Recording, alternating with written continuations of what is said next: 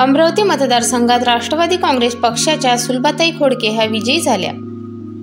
अमरावती जिल्ह्यातील 8 विधानसभा मतदारसंघातील निवडणुकींचा निकाल जाहीर झाला। यात अमरावती मतदारसंघात राष्ट्रवादी काँग्रेस पक्षाच्या उमेदवार सौ सुलभाताई खोडके ह्या विजयी झाल्या। याचा आनंद अमरावतीकरांना झाला। विजयांचे प्रमाणपत्र देण्यात आले।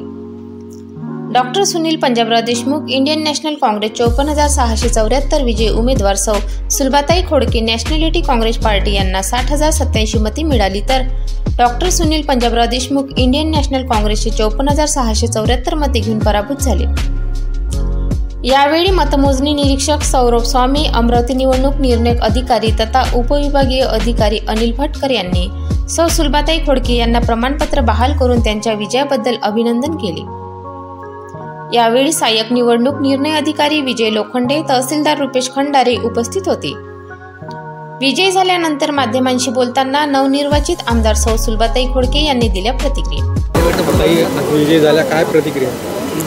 माझ्या अमरावती विधानसभा मतदारसंघामध्ये 2019 मध्ये जी कामं केली, विकासात्मक कामं केली आणि महाराष्ट्राच्या महायुतीचे उमेदवार म्हणून मला या ठिकाणी महायुतीच्या सन्माननीय देवेंद्रजी फडणवीस साहेब, मुख्यमंत्री एकनाथजी शिंदे साहेब आणि राष्ट्रवादी काँग्रेस पक्षाचे माझे नेते सन्माननीय अजितदादा पवार यांनी माझ्यावर विश्वास टाकला। घडी हे चिन्ह दिलं महायुतीचे उमेदवार म्हणून मला या ठिकाणी घडी हे चिन्ह मिळालं आणि महायुतीचे उमेदवार म्हणून या ठिकाणी माझ्या मतदारसंघातील माझ्या सर्व मतदार बंधू भगिनीने मला या ठिकाणी निवडून दिलं पुन्हा काम करण्यासाठी।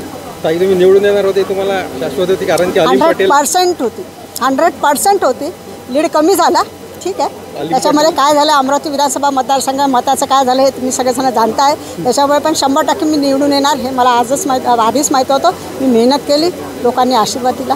थँक्यू।